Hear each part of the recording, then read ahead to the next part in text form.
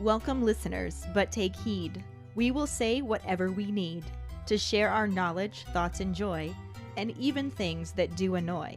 So join us now, but be aware, we have a tendency to swear. We'll dial it back a little bit. But frankly, we don't give a shit. Welcome to For Fawkes' Sake, a Harry Potter book movie compare and contrast podcast. I'm Keighty, and the Kansas mule deer talking to me through my computer screen is Ellen. Maybe one of these days we'll be able to record in person again. Maybe even for next week's episode. Ooh, here's hoping. For now, let's fly into the Phoenix flashback. Last week we covered the second half of Chapter 24, Occlumency, and the most basic of corresponding film scenes. Harry doesn't quite understand all the intricacies of legilimency, but he does know it sounds an awful lot like mind reading. Snape's teaching method can best be described as baptism by fire. Ron really needs a lesson in what a mystery is. While Harry is busy trying to protect his mind, the twins are busy disappearing their own. Hermione's Christmas present is the gift that keeps on annoying. And anytime you wake up laughing like Voldemort, it's entirely justifiable to be slapped in the face by your best friend. During episode 161, Burner Wand, our Potter Pondering was, what do you think about the movie putting Harry's first occlumency lesson before the holidays instead of after, like in the book? Hi, Ellen and Keighty. It's Megan calling in my Potter Pondering. I could not stand in the movie when Snape just dragged Harry down for his first occlumency lesson before they even left for break. It was just so disjointed and abrupt and just awkward. So I hated it. It was very weird to me. But overall, I will say it was nice that it was a somewhat corresponding film scene, since we don't get many of those. Thanks. Hi, Ellen and Keighty. This is Ashley with this week's Potter Pondering. How do I feel about them moving the occlumency scene? Well, basically moving his first lesson from after his holiday to before just kind of downplays the difficulty and seriousness of, that set of magic. And it's wrong, because in the book, Dumbledore really wanted Harry to have that time to recuperate after, having that brain lock with Voldy and, living through Nagini for like 15 minutes. Like, he need a break. He need, some time to decompress, have a good time, and not just, here, go with your least favorite teacher. Matter of fact, one of your abusers real quick and go learn this right now. We must do it now. No, I don't like serious Dumbledore. I don't like it. They mess it up a bit. And they downplay the seriousness and the difficulty of this magic substance. They insinuating that you can learn it in a day. Harry wasn't going to learn enough of nothing to stop anything from happening while he was on vacation. Nothing. He don't like Snape. It's not going to work. But I get it. We got to squeeze it in. Do it now. Do it right now. Right now before it's too late. Come on now. Hey Ellen, hey Keighty, it's Quincy. As far as the placement of Harry's first lesson, I'm not really too torn up about it. Like, I don't disagree with it. I don't agree with it either. Would I prefer it be in the correct spot? Sure. But it didn't really take anything from the story. It didn't add anything to the story. It's almost like they didn't actually expand on it anyway. So it was like, did he have one lesson and then we didn't see him do another? Like, it was just there. Yeah. I don't have too much else to add to that. Hey, this is Jessica calling in my pottering for this week about the occlumency lesson being in the wrong spot in the movie. For me, it's the idea that Harry had to go with Snape and remain at the school while the others left immediately to Grimmauld Place or to go see Arthur in the hospital. It feels like they're ignoring how much a part of the Weasley family Harry was. By this point, it was a given that that Harry would automatically go with Ron, Ginny, Jordan, Fred after what happened because he is officially Molly and Arthur's 8th child. And then, of course, by them switching the placement, we also don't get the interaction between Sirius and Severus, which is a tragedy, and fuck Yates, because it would have been amazing to see those two go head-to-head again with Harry in the middle.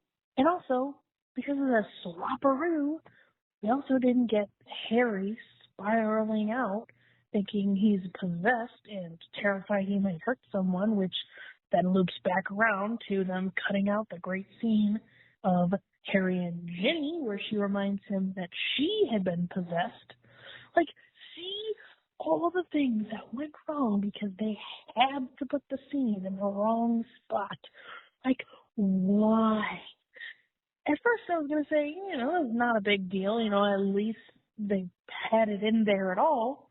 But the more I thought about it, the more it really started to bother me and unravel all the shit that got messed up because of it. Like, leave the book alone. It is the way it is for a reason. I honestly don't believe they even read it before adapting the script. More like the Cliff Notes or something. Because the big stuff is there, sure. But the little things you only get from the actual book are left out, even though they're just important. And this is one of those things where it's like, why did it have to be earlier? What was the point? Like, I don't understand the point of that. Oh, let's take Harry down the stairs. No. There's no point in making it any earlier. So just put it where it's supposed to be and put the stuff that was supposed to be in that spot where it should be. Like, stop messing with it. Just, Yeah, so clearly I'm fired up about this. Happy holidays, guys. Thank you so much for your responses. Our trivia question last week was, who was convicted for murdering Gideon and Fabian Pruitt? As stated in the Daily Prophet, Antonin Dolohov was convicted for the brutal murders of Gideon and Fabian Pruitt. Congratulations goes to Mike Riley. Woohoo! This stopped Megan from starting up a new streak, so maybe Mike will be starting up a new streak? I don't know. We shall see.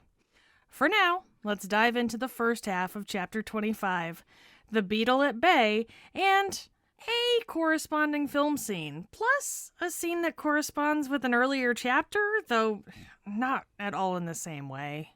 Chapter 25, The Beetle at Bay, Part 1.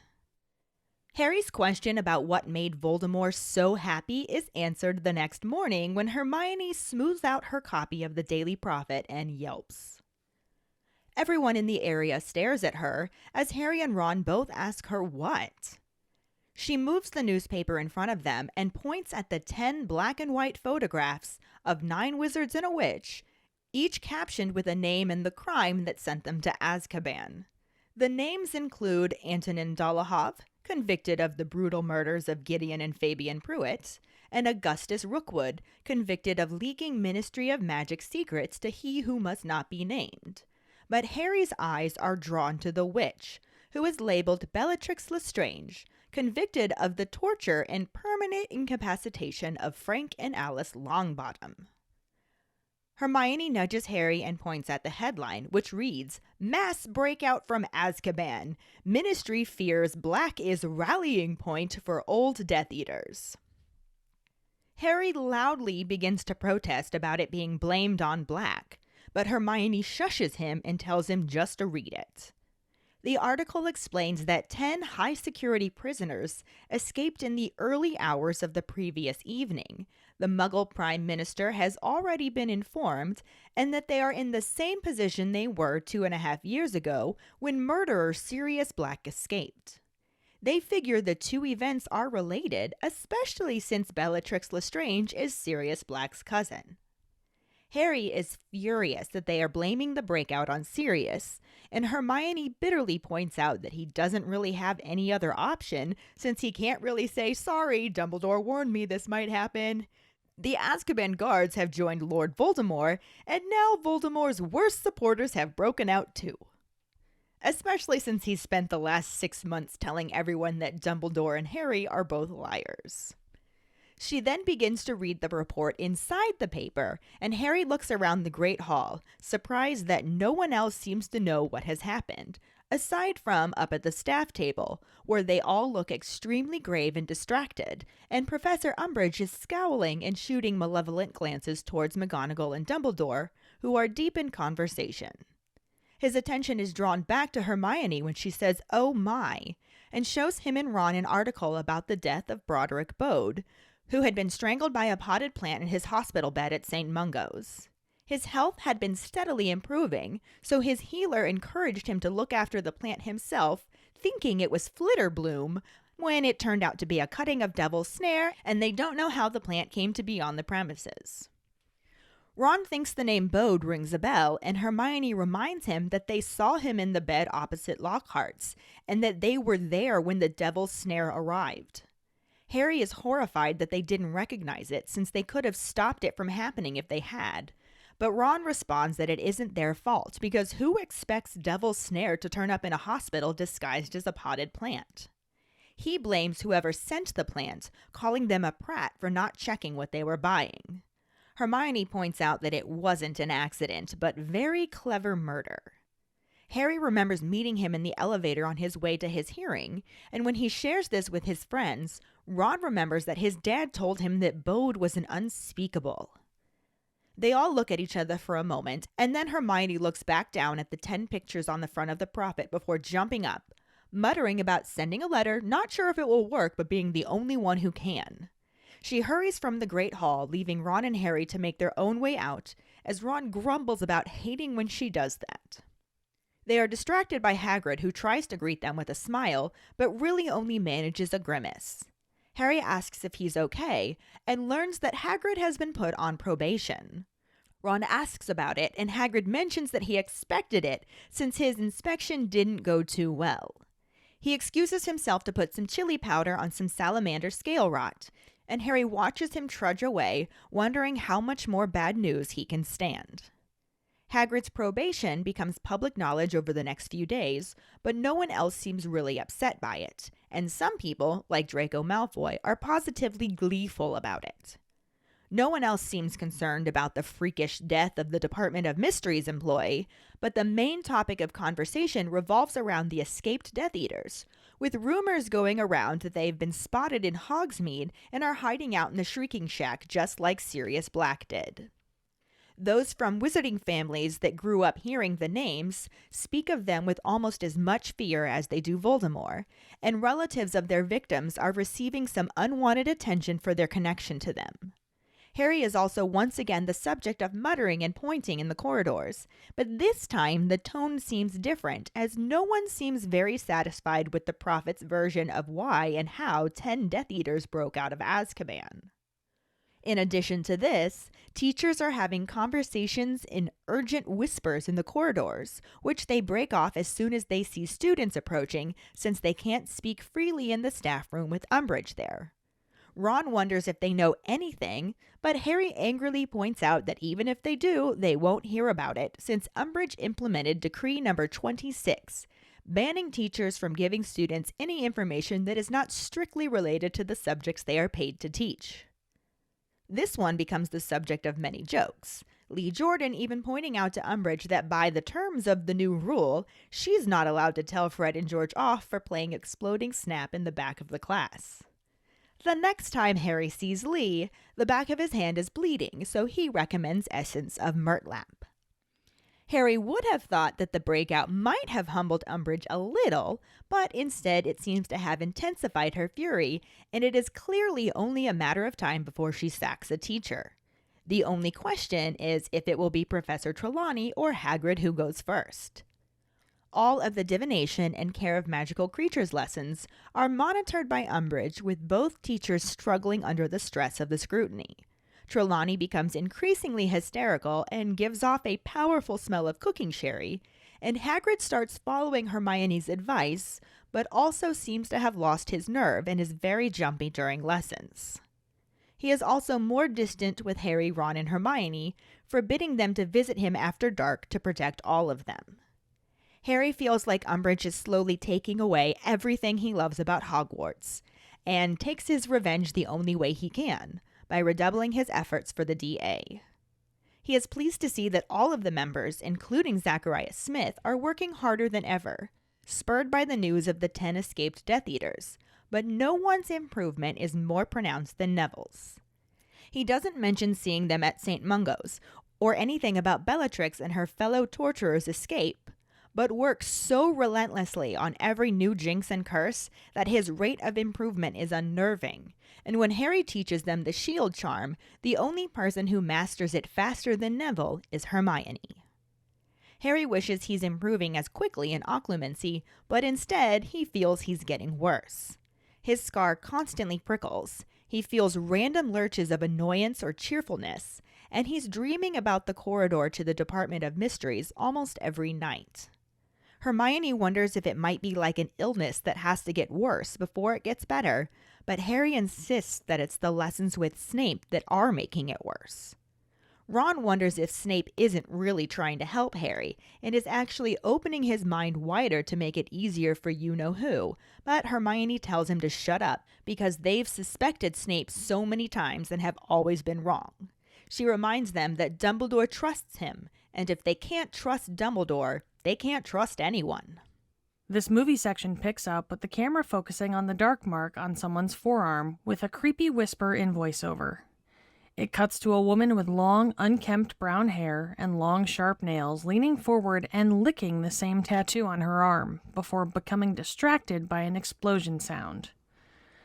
She looks in the direction of the sound and the camera switches to show smoke and dust and then back to the woman as she walks towards it and out an opening on the side of a demolished stone building.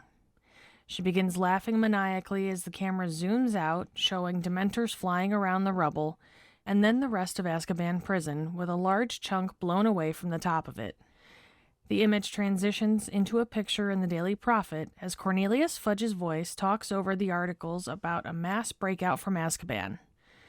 It also shows a headline about the ministry upsetting centaurs and shifts to an article image of the minister as he continues to speak on the breakout, and transitions into the scene of him telling reporters and photographers that they strongly suspect the breakout was engineered by notorious mass murderer Sirius Black, since he has experience escaping from Azkaban. As it switches back to different shots of newspaper articles, the minister mentions that he is the cousin of escapee Bellatrix Lestrange, and the movie shows a picture of the witch chained up and screaming. The camera then zooms out from the article image showing Neville Longbottom holding the newspaper. He lowers it, looking very disconcerted, and the camera cuts to Hermione, Harry, and Ron walking through the Great Hall, as Hermione angrily tells her friends that Dumbledore warned Fudge this would happen, and that he is going to get them all killed, since he can't face the truth. As the trio walk past Seamus Finnegan sitting at a table, he stands up and calls Harry's name. They stop and turn back to look at him as he apologizes to Harry, saying that even his mom says the Prophet's version of things don't add up, and he believes him. Harry looks vaguely pleased to be vindicated, and then the scene cuts to the Room of Requirement, where Neville is standing by himself, looking in the mirror. Harry approaches him, saying his name, and Neville hesitates, but then informs Harry that 14 years ago, the Death Eater Bellatrix Lestrange used the Cruciatus Curse on his parents. The camera cuts to the picture of the original Order of the Phoenix, and focuses on a man in a sweater vest with his arm around a woman with short hair, as Neville continues to explain that she tortured them for information, but they never gave in. He then looks at Harry directly and says he's quite proud to be their son, but he isn't sure he's ready for everyone to know yet. Harry nods in response, and the two look back at the pictures on the mirror. Harry takes a deep breath and promises Neville that they're going to make them proud. The camera switches back to the picture of the Order, this time showing Harry's parents. You know, I'm actually pretty impressed with how well this section does correspond, even if it left a lot out. Even if in a very weird way, yes. But what they included was pretty accurate. Mm-hmm. And pertinent. Yes. That's another thing, too, because a lot of times, even when stuff does correspond pretty well, it's not important shit. And then the important shit doesn't always even make it in. Yeah. Right. Or make it in the same way. This is actually pretty accurate. Yeah, exactly. So a weird kind of ding, I guess. Yeah, Context ding? sure. But the book chapter starts out reflecting back to how the last one ended, which was Harry wondering what made Voldemort so happy. Mm-hmm. Valid question. Right? I'd be wondering the same fucking thing. I'm not even sure I would be able to sleep wondering that. Yeah. But Harry's mind has been taking some abuse, so maybe he was really tired and passed out. I would say, boy is probably well past due for a nap. Yeah. But the question is answered at breakfast the next morning because Hermione is opening up her copy of the Daily Prophet that she always gets delivered and just yelps. Everybody turns to look at her, and Harry and Ron are both like, "What? Yeah. Like, don't do that. What?" Instead of answering, she just turns the newspaper around and like smooths it out in front of them and just points. At this point, she probably can't even find the words for it. Just look at this fucking shit. She's just like pounding the paper Yeah. with her finger at this point. And she's pointing at 10 black and white photographs of 9 wizards and a witch, Mm-hmm. Equaling 10. right? All captioned by name and crime that sent them to the ban. Sure. So the most notable ones here are Antonin Dolohov, who was convicted of the brutal murders of Gideon and Fabian Pruitt. Which was our trivia question. That's why that one is notable. Mm-hmm. And it was mentioned. Yeah. They also mentioned Augustus Rookwood, who was convicted of leaking Ministry of Magic secrets to He Who Must Not Be Named. And this one we actually knew before. Yeah, it was mentioned in Goblet of Fire. So that's a little callback there. Mm-hmm. Yeah, it was actually even mentioned in the movie. What? I know, it's crazy when Karkaroff's in the cage thing and they're testing him and he's like, "Oh, I got names, I got names, I got names." That was one of the names. But then they kind of skip over the other 6 and jump straight to the one witch in the mix. Because that's what Harry is going to, because it's a familiar name for multiple reasons. Yeah. Number 1, saw him on his dog father's tapestry. Right, so familiar face as well. Number 2, specifically just mentioned to Ron and Hermione not that long ago that this is Bellatrix Lestrange, who was convicted of the torture and permanent incapacitation of Frank and Alice Longbottom, a.k.a. Neville's parents. Exactly. Which we learned all about in the book already. More than once, even. Yeah. Harry's so distracted by the pictures, he hasn't even read the headline yet, so Hermione, like, pokes him and points again, still not using her words. Yeah. So Harry reads the headline, which says, "Mass breakout from Azkaban. Ministry fears Black is rallying point for old Death Eaters." Ah. And Harry just immediately says, "What the fuck?" But Hermione shushes him because he's drawing more attention, like her Yelp did, Right. and says, "Just read it." So she finally found some words. Still Yeah. nothing useful. Just read it. Just read it. Shut the fuck up.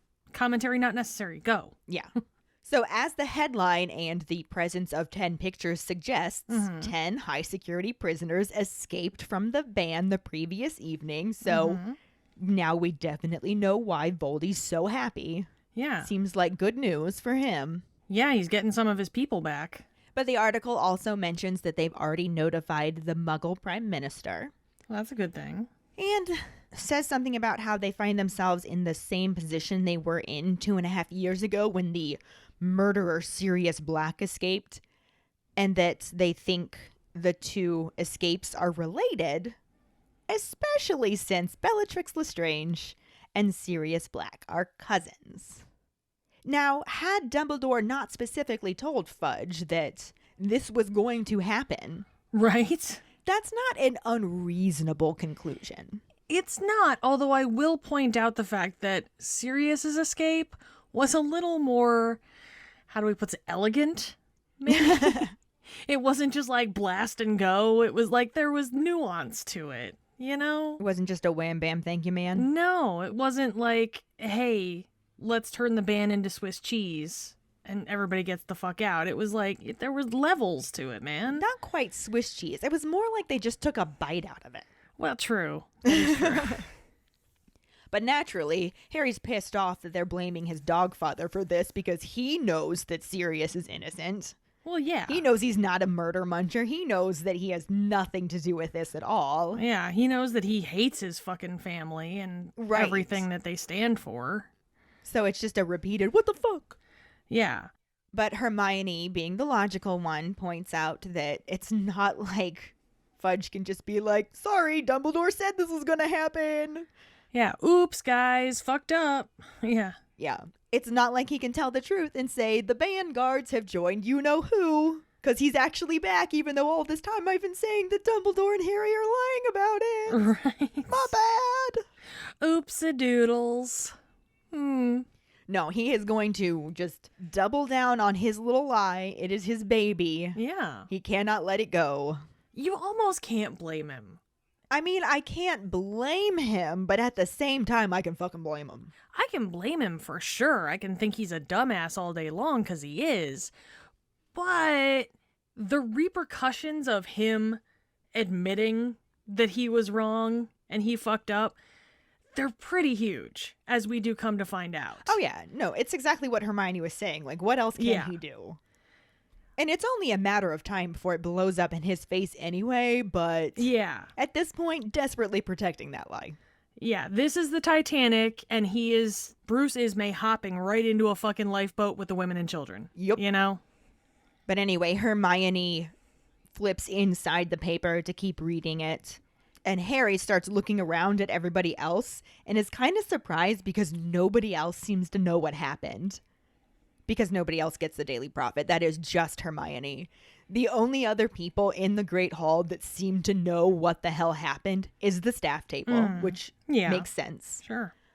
And that's apparent because they're all up there looking extremely grave and they're very distracted while they're trying to eat. And Pepto-Bismol just has this scowl on her face and just, as she eats, keeps glaring at McGonagall and Dumbledore, who are deep in conversation, which is obvious that they're discussing what they just read. Right? You know Pepto-Bismol just wants in on that. You know she wants to make some comment. I don't know that she necessarily wants in on that. She definitely wants to be the fly that her bow looks like on top of her head on the wall in that conversation. That is true. So the movie definitely includes this information and actually does so pretty accurately, like we said before, just in more of a montagey way that Yates seems to prefer for this film. Seriously. But we start this movie section back in Azkaban where we left off about like 4 fucking episodes ago. Because again, jumping around a bit. Just a bit. Mm-hmm. Weird dude is staring at his moving tattoo before we cut to a batshit crazy looking woman who we swear we know from somewhere. And she is also inspecting her ink and even goes so far as to lick her arm. Maybe it's one of those flavored tattoos. Like, I'm not even gonna lie, it was a little bit hot. It was just this side of like Crazy hot. Yeah. It was crazy hot. I definitely had some conflicting feelings, for sure. It was like, ew. Yeah. But anyway, we hear a not at all unsettling explosion that makes us wonder if maybe Seamus is around somewhere. I do somehow doubt that Seamus was involved in the mass breakout of Azkaban. I mean, yeah, it's unlikely. I can see how you got there. He's got a reputation. That's all I'm saying. He's got a booming reputation. Oh, fucking hell. He's got a really explosive personality. You know what I mean? Anyway, Crazy Witch, she looks in the direction of the boomy noise, and we get a glimpse of dust and debris in the air before we see her walking towards an opening in the wall that I am pretty sure should not be there. It doesn't look like the proper way to feng shui a prison. No. I mean, and it's a run-down prison. There's like kind of openings that seem to just jut out. But this seems very off. She goes on to prove that this is not a normal thing to be in the side of the building by cackling like only the batshit crazy can. Like only Helena Bonham Carter can. It's a beautiful cackle. I mean, again, a little bit turned on. I don't even have the confidence to pretend to try that laugh when I'm by myself. No, it's glorious. It really is. And I love it. She was born to play that part. But anyway, we'll get to that. But She cackles, and we really get to see the damage that occurred. Like, there's a whole ass chunk just gone from the building right where she's standing. Coincidence? I think not. We then get a good view of Dementors flying around the building because, again, this is the movie and they fucking fly. You okay? You know, I had like a whole movie where I didn't have to worry about this shit. And they're back. I didn't have to think about them and I was just spoiled. And now they're back and they're fucking flying around the building and the building is starting to look like Swiss cheese, like we said. Or like I said, just the bite taken out of the top. Just like a bite taken out. Yeah, for sure. Although I gotta wonder, there had to have been more holes because like 10 people escaped. So there had to have been more holes eventually. Oh no, that was totally the murder muncher ward. Why would you keep them all in the same place? That seems like very ill-planned prisoning. What I want to know is, was it only those 10 murder munchers, or did a couple other stragglers in the high security area get out too and then just get killed because they weren't wanted? Oh, I bet they got out and then they snuck out with the crowd and then went their separate way. Do. Yeah, everyone was like, hey, what happened to Murderous Larry? And they were like, I don't know, but we got more important shit to deal with. We got these 10 murder munchers that fucking escaped. Conveniently, from all of the same spot. Yeah. Maybe it's a bad idea to link those cells together. Just saying. Maybe. Just throwing that out there. But we then transition to the front page of the Daily Prophet in a move reminiscent of Alfonso Cuarón's direction of Prisoner of Azkaban. But we hear Corny Fudge's voice giving an interview in which he talks about the recent escapes from the ban. And in a classic political move, he digs out the Wizarding World's favorite scapegoat, or I guess perhaps in this case, scape-dog. He is in fact a scape-dog. Sirius Black as being the one to blame for the escapes, despite the fact that he hasn't been brought up since Prisoner of Azkaban after decidedly never being caught. 'Cause why carry on plot lines from movie to movie? Why do that? I mean, it's kind of like the real world, really. Like, once more interesting news stories come up, you forget about the old ones. So I guess it kind of True. goes in with human nature, I suppose. But in this case, Corny Fudge decides, fuck it, let's bring that one back. Because that's how scapedogging works. Oh, definitely. To be fair, he does make a decent point that Sirius was the only known escapee from the ban. So it would stand to follow that he would know how to get his murder muncher buddies out as well. He gets all the blame. Again, scapedogging. He gets scapedogged. That's how it works. We then see more newspaper articles mentioning the escapees, namely the one of Bellatrix Lestrange, who is crazy Gary Oldman's crazy cousin Helena. Because she's damn near crazier than he is. Not damn near, she is. No. I wouldn't mind seeing a crazy off between them, though. Right? I kind of just want their wanted posters next to each other. Side by side screaming. Yeah. I think that would be pretty glorious, actually. Yeah. It's a lot of crazy. Mm-hmm. Because really, had we met Bellatrix first before Sirius? Sirius probably wouldn't have been crazy Gary Oldman. No, this would just be crazy Helena Bonham Carter. And it would have been fitting. A lot more syllables, but, you know. It still flows off the tongue quite well. I will say that much. Moving on before I make a dirty joke. We then zoom out of the newspaper montage to see Neville looking a little bit like someone just shit in his pumpkin juice, like right in front of him. That's an image that I didn't need. I think you mean that's an image you didn't know you needed. No, because I really pictured somebody just squatting over his pumpkin juice with his robes up, and I didn't need it. But it's there now. But tell me that's not what Neville's face looks like. I would have gone with maybe spit. Yeah, well, that's the difference between you and me, Helen. Spit and shit. That's the difference. Oh, that got weird. But we then see the trio walking through the Great Hall as Hermione states the obvious about Corny Fudge being stupid, even though Dumbledore warned him about all this shit that was going to go down. Yeah. And this definitely condenses down the conversation that the trio have about it in the book. Mm-hmm. This is also the first indication the movie gives us of Neville's connection to Bellatrix, even though, as we said before, the book has already spelled that out for us. A couple times. Yeah, more than once. In other books, even. Yeah. But the movie also completely omits Bode's murder. Well, basically Bode in general. Mm-hmm. Because this is the point in the book that we learned the potted plant he received as a Christmas gift was actually Devil's Snare and his demise. Bode who? Right. Is he a friend of Peeves or? Possibly. But yeah, in the book, Hermione's reading through articles and just says, "Oh my," which causes Harry to have a near heart attack. And he's just like, What? Don't do that. Yeah. Just tell me. And so she tells him that he was strangled by the potted plant. And then Ron's sitting there going, Bode. That sounds familiar. Is he friends with Peeves? Right? But Hermione says, hello, he was at St. Mungo's in the bed across from Lockhart's. We literally saw him. Mm-hmm. We actually saw him get to the potted plant. Mm-hmm. And this is a good example of just how empathetic Harry is, I guess you could say. Because his immediate reaction upon this connection is to be horrified. They've seen Devil's Snare before. They know what it looks like. And he's horrified that they didn't recognize it at that time because had they could have prevented this. Right? To be fair to them, they had a lot going on at that moment. They did. And as Ron says, who would expect Devil's Snare to show up disguised as a potted plant? But he's also, not Ravenclaw, and sitting there going, really, it's the person who gave him the plant's fault. What a prat. Why wouldn't they check what they are buying first? And Hermione's just like, Ronald. Oh, Ron.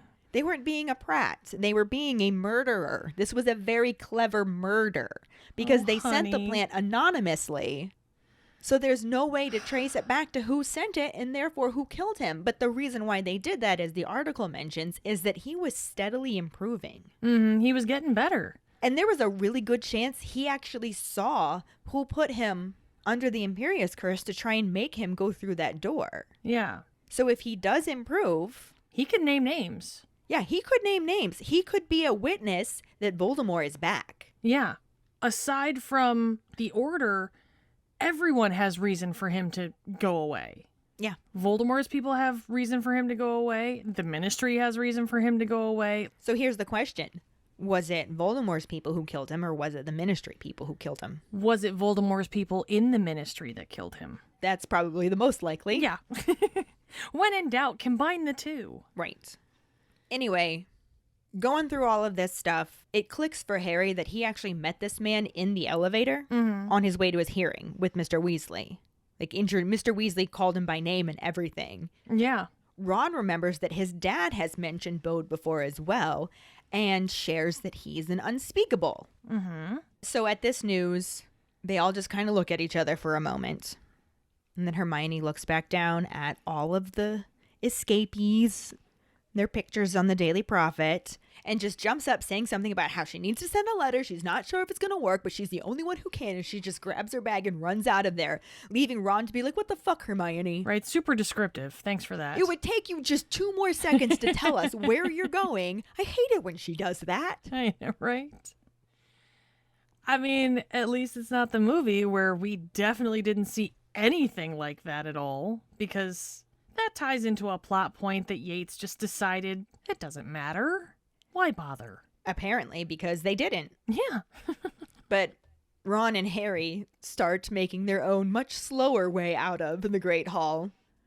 But their curiosity over where she went and what she's doing is distracted by the arrival of Hagrid, who tries to smile and say hi to them, but really only just kind of grimaces. Yeah. And I would have loved to see this. I loved Robbie Coltrane as Hagrid. I just think he could have done this so cutely. I think it would have been fucking adorable. Yeah. Harry wants to know if he's okay, and Hagrid confesses that he's been put on probation. Probation? That's not a thing in the movie. No, it's not. Ron goes, probation? And then as everyone looks around, he's just like, sorry, you were put on probation? Thanks for keeping it on the down low, guy. Appreciate that. Right. And this part cracks me up so much because Hagrid says that he doesn't know if they noticed, but his inspection didn't really go well. Yeah, we definitely got that impression, guy. Yeah. For sure. So he was expecting this probation to happen. Mm-hmm. He also mentions that he's got some salamanders with scale rot, so he excuses himself to go put some chili powder on their tails. Like you do, sure. Right? Totally normal. And Harry just watches them walk away, and he's just like, fuck me, how much more bad news do I have to take? Yeah, because it's all about you, Harry.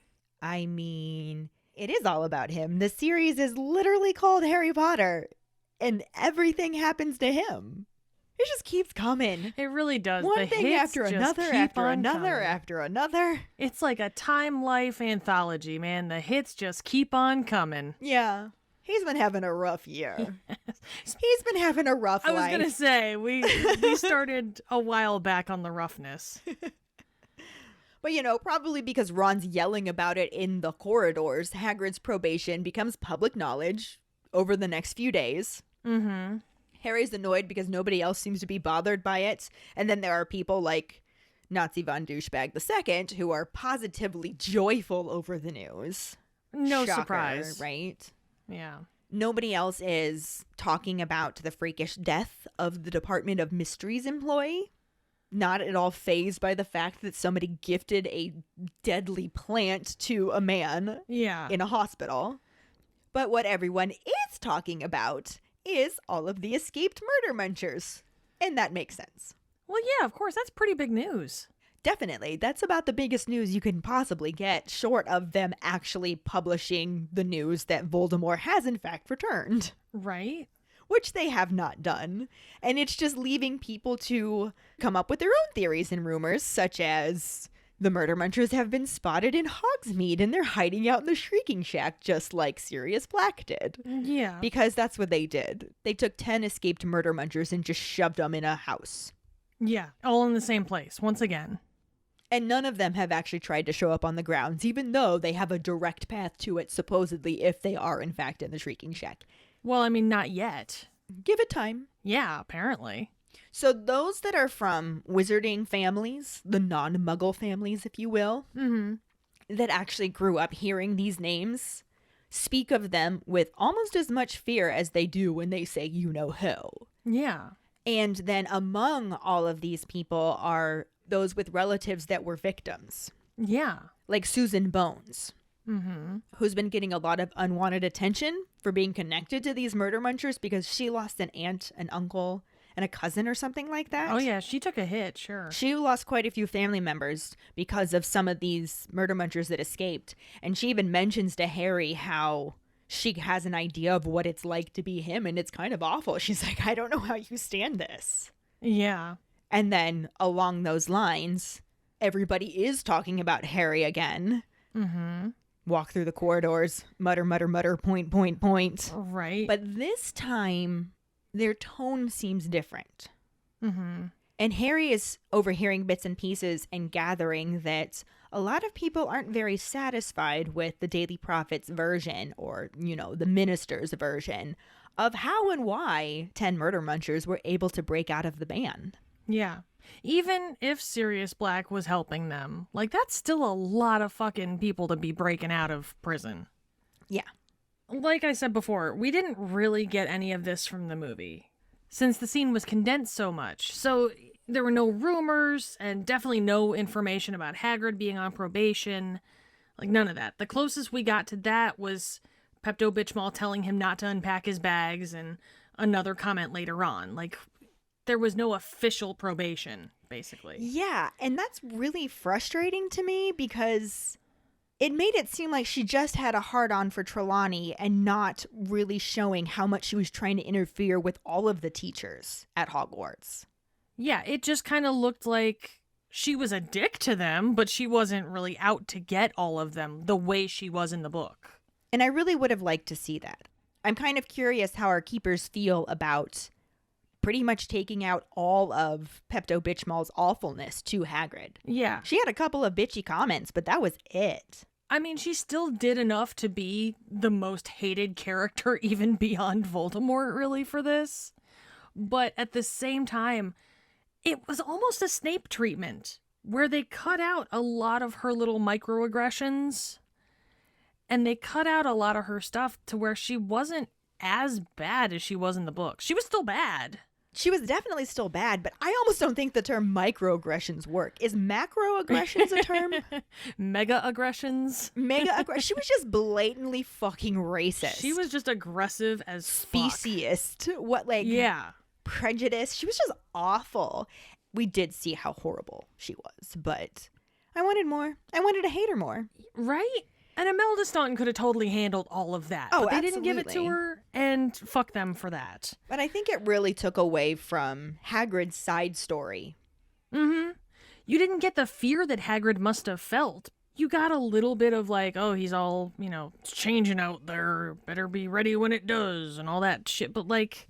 And the way they condensed all of the inspections into one montaged scene made it seem like he didn't get inspected at all. So when he's talking about being sacked any day later on, like we mentioned will come up, you're like, based on what? We never saw that. Right? The only thing that we got was her saying, I Don't wouldn't bother bother to unpack. unpacking at all, And that could have been anything. Like, you can't show up for your job super fucking late. Yeah, exactly. Boy, bye. But whatever. Exactly. But anyway, we do kind of get a reference to the attitudes towards Harry changing, though, at least. So that's something. Because as they make their way through the Great Hall, Seamus stands and calls after Harry to basically be like, so, looks like I backed the wrong horse, and even my mom stopped being a twat long enough to realize that the government is blowing smoke up our asses. Like, my bad, yo. Sorry. Which, that's pretty big of him. Because Seamus has that Irish stubbornness going on. Oh, yeah. For sure. But Harry just looks at him and he's like, yeah, it is your bad, you arsonist motherfucker. And this does actually happen in the book as well. We just aren't quite there yet. Yeah. But it does show that people, in this case specifically Seamus, are starting to realize that Harry's version of shit going down makes a hell of a lot more sense than the minister's. Mm-hmm. And like I said, we will see specifics about that later in the book. Yeah. This is about the only specific we see in the movie, but, it's something at least. It is a reference. Yeah. At this point in the book, it's still focused on the news of the escape. Mm-hmm. Because it mentions the teachers are having urgent whispers in the corridor, and they break off as soon as students approach, and Hermione figures that it's because they can't speak in the staff room anymore because Pepto-Bitchmall's there, probably being that fucking fly on the wall like a bow on her head. Right, yeah. Trying to listen in to everything they say and figure out who's betraying the ministry. And the minister himself. And by extension, the minister himself. Ron wonders if they even know anything, and Harry just kind of angrily says, well, maybe, but even if they do, we're not going to get to hear about it from them because Pepto-Bitchmall had to implement decree number, what number? 20,000? I don't. Well, in the book, it's actually 26, which Yeah. is hilarious because they're up to like 60 or 70 or 80 or 742. Yeah. But in the book, they're on 26, and it specifically bans teachers from giving students any information that is not strictly related to the subjects they are paid to teach. These decrees are so pointed. So obviously pointed. That's what gets me. Right? In other words, no teachers, you are not allowed to discuss the breakouts of the murder munchers from the ban. Mm-hmm. Like, she may as well have just worded it that way. Right? No discussion of current events. None. Or any other events. Or any, yes, current or otherwise. What I love about this is it becomes the subject of many jokes among the students. Mm-hmm. And Lee Jordan and Fred and George Weasley are fucking badasses. And maybe take the jokes a little too far. What? Them? No. First of all, absolute fucking bosses. Fred and George are playing Exploding Snap in the back of Pepto-Bitchmall's class. The balls that you have to do that to start. That's pretty boss. Right. Naturally, it's Exploding Snap. That's not a quiet game. Yeah. So naturally, Pepto-Bitchmall catches them. And then Lee Jordan proceeds to say, by the terms of decree number 26, you're not allowed to tell Fred and George off for playing Exploding Snap because that has nothing to do with your subject. Yeah. That's boss. I mean, It's fucking badass. it's badass as fuck is what it is. It's stupid. Oh, for sure it's stupid. That could have gotten them in some massive, massive trouble. And it did. Yeah, because as it is, the next time Harry sees Lee Jordan, the back of his hand is severely bleeding. And Harry just says, I recommend Essence of Murtlap. But you know what? Worth it. Kinda, yeah. You know? That'll heal. Yeah. It's only a flesh wound. They are legends for that fucking comment. You know, everybody in that class was just like, Right? oh! But probably silently in their heads because they're really terrified of Pepto-Bismol. Well, yeah. But they absolutely talked about it after the fact. Oh, they did. I'm sorry. Fred, George, and Lee were fucking legends. Yeah. They're just bosses. Yeah. They're bosses because they took that punishment and they kept going. I love it. I love it so much. I would have loved to see it. It would have been great. Goddamn legends. But Harry was kind of surprised to see that Pepto-Bismol is not even a little bit humbled by this mass breakout. Mm-hmm. Instead, she just seems to be more pissed than usual. Sure. Which, whew, turning the volume up on that was unnecessary. Right? The Scoville units only go so high. Yeah. It's now just a matter of time before she sacks a teacher. Like, she is determined. And the only real question is, will it be Professor Trelawney or will it be Hagrid? Unless you're watching the movie, in which case it is clearly Trelawney because she's already been sacked. Right? So there's that.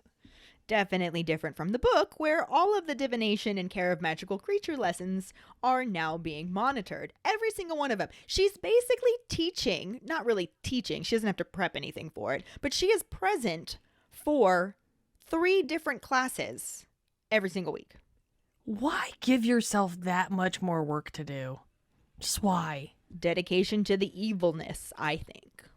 And are you really going to tell me that there is never a moment where a Defense Against the Dark Arts class happens at the same time as Care of Magical Creatures or Divination? Right? Like, is she just canceling her own classes from time to time? Just read this book, read this chapter, take notes. That's your homework. I Yeah. have to monitor this. Okay, it's movie day. Right? It brings out the TV cart. And it's just this horrible video lecture, well, like magic picture frame of probably the author of the book, Wilbert Slinkhard, just reading the chapter to him. They all just fall asleep. It's one of those like 1950s safety videos. This is Timmy.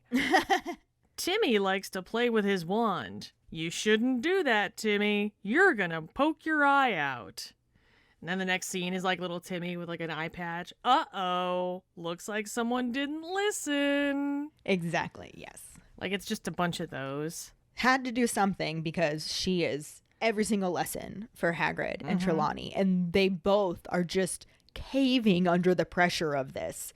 In Trelawney's case, her lessons are just becoming increasingly more and more and more hysterical, and she's answering questions incorrectly and just freaking out and keeps giving off this very powerful smell of cooking sherry. Yeah. She's desperate, man. So she either spilled some on herself or she's been drinking a lot of it. It's in her teacup. Oh, bitch is chugging. Bitch is chugging. In Hagrid's case, he does start following Hermione's advice and is presenting lessons on much less dangerous creatures. Yeah, toning it down a little bit. Yeah, but he also has completely lost his nerve teaching. So he does a lot more stuttering, and he is also answering questions she asks incorrectly.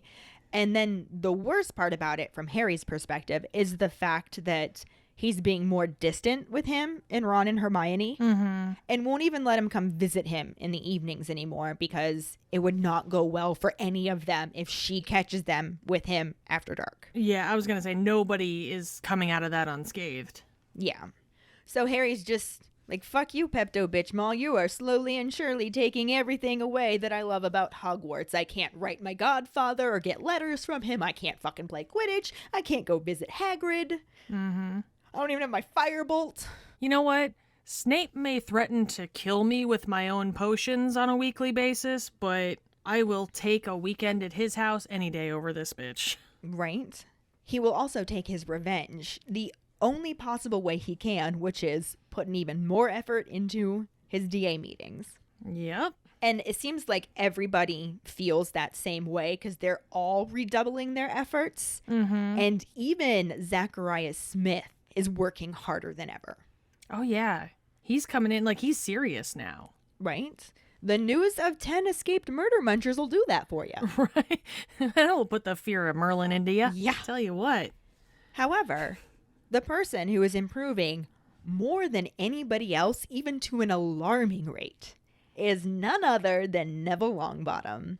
I just love when he comes into his own. I know. I just love it so much. He actually doesn't say anything about seeing Harry, Ron, Hermione, and Ginny at St. Mungo's, and they just kind of take their lead from him, and they don't mention it either. He doesn't bring up the fact that he has this connection to Bellatrix, even though the newspaper article just outed him for it. Oh, yeah. They totally just were like, she did this to these people and this person and Neville's parents. Yeah. Like, very pointedly. So he was probably one of the ones getting a lot of that unwanted attention as well. For sure. But doesn't talk about it. He just starts working so hard that when Harry gets around to teaching everyone the shield charm, the only person who actually masters it faster than Neville is Hermione. That tells you right there Neville is not fucking around. Not even a little bit. Mm-mm. He's taking this shit seriously. Yeah. And good for him. Yeah. Sweet little baby pumpkin. Yeah, Harry really wishes that he was like that in Occlumency. Mm-hmm. But instead, he's going down the hill. Snape will do that to you. He is getting worse. And then on top of that, it used to just be that his scar would twinge sometimes. And now he's just getting these constant prickles. He's experiencing random lurches of annoyance or cheerfulness or, various things that are completely unconnected to how he actually feels in that moment. Yeah. And he's basically started having the dream about the corridor to the Department of Mysteries almost every single night. And almost every single night, it ends with him standing at the door just desperately wishing he can get in. Yeah. Ongoing. Definitely not getting better. He sucks at closing his mind. I mean, and the more it goes on, the more he has to be getting, disheartened by the fact that he can't do it. Which is an emotion that piles on top of other emotions. Exactly. It is definitely a slippery slope. Yeah. Hermione kind of thinks that it might be like an illness where all of that has to get worse before it can get better. Which is not a terrible thought. But Harry's just over there like, it's the lessons with Snape that's making this worse. Yeah. This is not me getting better. Things are just getting worse. Yeah. Which makes Ron think that Snape might actually deliberately be opening Harry's mind wider to actually help you-know-who and not help Harry. Not the most insane thought Ron's ever had. Well, Hermione, I don't know if she thinks it's the most insane, but she does tell him to shut up because they've suspected Snape of doing nefarious things so many times, and every single time they've been wrong. I mean, but law of averages, they've got to be right one of these times, right? I mean, why not this one? It's not, though. It's not, I know, but I'm just saying, hypothetically. Hypothetically. But she reminds them that Dumbledore trusts Snape. Yeah. And if they can't trust Dumbledore, who can they trust? I mean, that's a valid point. Yep. And You know? this is where we cut off the book chapter. And it's actually the movie section that goes on just a little bit more, since we have the inclusion of a scene that references an earlier book chapter. So after the scene in the Great Hall with Seamus and Harry, we cut to Harry approaching Neville in the Room of Requirement as he stares at a picture of the original Order of the Phoenix stuck to the mirror. Neville speaks, and here is where we finally learn about Neville's parents being tortured by Bellatrix Lestrange way back in the day. Here's where we finally learn in the movie. Yeah, okay, sorry. Yes. Here's where we finally learn in the movie about Neville's parents being tortured by Bellatrix Lestrange way back in the day. We get a close-up of the photo that Neville's looking at, and it's focused in on a man in a very stylish sweater vest. Looking good in that sweater vest. He is. He's rocking the sweater vest. And he's got his arms around a woman who has, really short, close-cropped hair, which she rocks, by the way. Oh, yeah. Can I just say? I wish I could pull off that haircut. Not how I pictured her from the description in the book, but that's okay. No. But you know what? At least she was there. Right? I hate to be the one to say it, but like at least we got something. Yeah. But Neville continues to tell Harry about how Bellatrix tortured them for info, but they were all like, fuck you, bitch, and they never gave in. And that's pretty goddamn boss, really. We really got bilked out of their hero story because there was so much more to it than that. Yeah, Yates's love for streamlining this shit really did take away from a lot of how badass they were, which sets up how badass Neville becomes. Yeah. Or is becoming at this point. Right? Yeah, because it's already happening right now. But Neville then looks away from the photo to Harry and tells him that he's proud as fuck to be their son because they were some badass motherfuckers. However, he's just not really all about everyone knowing about them just yet. Which is totally fair, really. And I kind of wish that Book Neville had gotten that option. Yeah. But he was never given that option they totally by just anyone. outed him in The Prophet. Mm-hmm, exactly. And even before that, like, he was outed By his grandmother. amongst the Yeah. trio. Yeah, by his grandmother. And that was on a smaller scale, so obviously that wasn't as bad as when the Prophet outs him, but still, it's not cool. Yeah. But Harry just nods in response, and they both look back at the picture. And Harry takes this moment to make the promise to Neville that they're going to make his parents proud as fuck. But let's be honest, Harry doesn't just mean Neville's parents. You know, the orphan club, they got to stick together, right? So we then see Harry looking at the same picture, only he is focusing on the couple that look just like him, his parents. And it's really adorable and kind of lovely, and I'm going to go before I cry. Emotional moment. Yeah. Sad panda. And on that note, it'll bring us to the end of this movie section now, too. And we actually have some actors to talk about. Woohoo! Right? It's pretty fun. First off, we've got Helena Bonham Carter as crazy Gary Oldman's crazy cousin Helena. Or, Bellatrix Lestrange. Yeah, her too. Sure. She was just boss as hell. And we're going to see her much more in her glory later on in the movie. But this starts it off with that cackle. And the licking of her arm. And the licking of the arm, which She's again... just so crazy. Crazy hot? What? Who said that? She's just so crazy. She is very crazy. Just brilliantly crazy. I don't think there was another person who could have played Bellatrix. No. And I know that they originally had Helen McRory down to play her. Yes. But I can't say I'm even remotely sorry that didn't work out. No. Honestly, I can't imagine the two of them being in opposite roles. Or even just Helen McCrory being Bellatrix. I can't picture it. I mean, she was a great actress, and I'm sure she would have done wonderful, but nobody can crazy like Helena Bonham Carter can crazy. Very, very true. And also, like, I mean, I know I said it before, but also weirdly turn you on at the same time. Like, you, yes. A little bit. Okay. Honestly, turn me on a little bit at the same time. There we go. I'll say it. That's fine. I'm down. Yeah, she was phenomenal, and I can't wait to expand on this when we get to some of her other scenes. Yes. Oh, she's got some real crackers coming up, and I'm so looking forward to them. We also briefly saw James Payton as Frank Longbottom. Mm-hmm. Granted, this was just in picture form, but he fucking rocked that sweater vest. He did. I'm really disappointed that we did not get more from Frank and Alice Longbottom other than just this photo, because we also had Lisa Wood as Alice Longbottom. Exactly. Yeah. And it was just them being an adorable couple, smiling and waving up from this photograph. Mm-hmm. And honest to God, seeing Lisa Wood as Alice, I would have loved to have just seen her walk up to Neville with a little gum wrapper. Right. They deserved the opportunity to be Neville's parents as more than a moving photograph. Honestly, they struck me as a young Molly and Arthur. I could see that. Just kind of the look of them and just the sweetness in their faces. Mm-hmm. And I've actually gotten to meet James Payton before. Mm-hmm, you did. That's right. He was one of the guests at the Ironton Wizard Fest.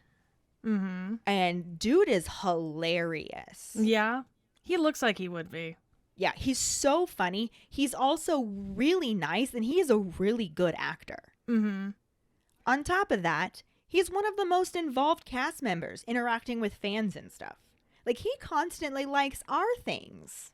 He does. Yeah, he follows us on Instagram and Twitter, and he always likes our stuff. It's so nice to be like, oh, look, we feel fancy. Yeah. He's really nice, but he's very active with all fans. And I really appreciate that appreciation back. Yeah. But yeah, I really would have loved to have the opportunity to see him be Frank Longbottom in the hospital. For sure. I bet you anything he could have done the kind of crazy, tortured to insanity character really, really well. Oh, yeah, the blank look, everything. I think he could have really nailed it. Yeah. But he got bilked, so we got bilked. Yep. Boo. And with that being said, that'll bring us to this week's Potter Pondering, which is, what are your thoughts on the movie basically leaving out Hagrid's probation? Find the post on our Facebook page and share your thoughts, or call us at 216-526-6792 and leave your response as a voicemail. Make sure you start off telling us your name and then go into your answer. Don't forget, you can also stitch your response on TikTok. We really look forward to reading, hearing, and seeing them. This will bring us to our Sorting Hat story, which is from Ava. She writes, "Hey Ellen and Keighty, my name is Ava. I absolutely love your podcast. I just wanted to share my Sorting Hat story with you, so here you go. I'm a Gryffindor. My Patronus is an Ibethan hound, and my wand is aspenwood with a dragon heartstring core, 12.5 inches, and reasonably supple flexibility. I was always reading, especially anything fantasy.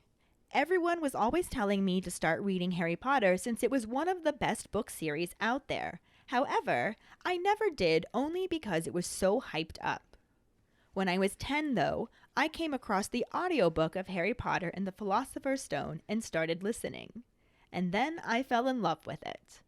I soon watched all the movies and read all the books up to the Half-Blood Prince. I couldn't read the Deathly Hallows, though. I had fallen so much in love with the series that I couldn't bear to let it end. I haven't read the Deathly Hallows till today either. Me loving the series so much led me to write fan fiction and soon post it on Wattpad. I'm currently writing a fan fiction about how James and Lily finally got together after years of Lily hating James. I started listening to Swish and Flick, a Harry Potter podcast, and that let me find you ladies. After 3 months of listening, I finally caught up on all the episodes. I really enjoy listening to you, and you make me laugh a lot. Hope you're doing great. Can't wait for the next episode. Bye! That's I'm sorry, 3 months for 3 years worth of episodes? Right? That's impressive. Well done, honey. What I want to know is, when she said that she hasn't read the Deathly Hallows till today, does that mean she just recently read it or she still hasn't read it? I don't blame her either way. Right? You got to let us know. Yep. Fill us in on For that sure. one. And thank you so much for sharing your Sorting Hat story with us, Ava. Yes, thank you. And if any of you other keepers out there listening would like us to read your Sorting Hat story on a future episode, you can email it to us at forfawkesakepodcast@gmail.com. Let us know your house, wand, Patronus, how you got into Harry Potter, and anything else you might want to share with us. Or you can message it to us over social media. This week's trivia question is, what does Rita Skeeter call Hermione when they meet up at the Three Broomsticks? The first one who responds with the correct answer and the code word #exactly will get a sticker. Another way to get a sticker is to rate and review us through iTunes or Facebook. Make sure to email us at forfawkesakepodcast@gmail.com to let us know you did, and we will get back to you to figure out which sticker you want and where to send it. Don't forget to find us and follow us on Facebook, Twitter, and Instagram at FawkesAkePod.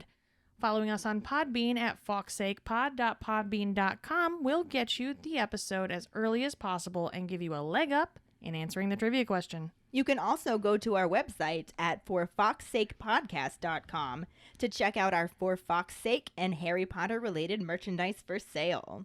Don't forget to subscribe to our YouTube channel where we post our weekly podcast episodes, cooking show episodes, vlogs, bloopers, and other random videos.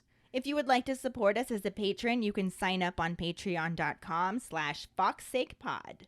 $2 and up a month will get you some awesome perks like for Fawkes' sake swag, access to patron-only Facebook groups, chats, our Discord channel, virtual hangouts, and more.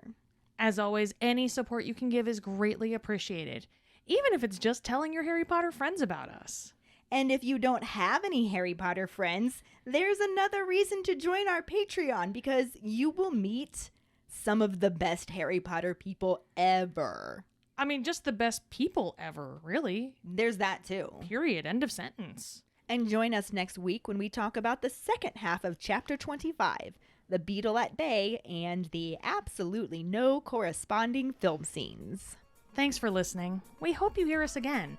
I'm Katie. I'm Ellen. And in the meantime... keep calm and Harry on! Oh, for fuck's sake.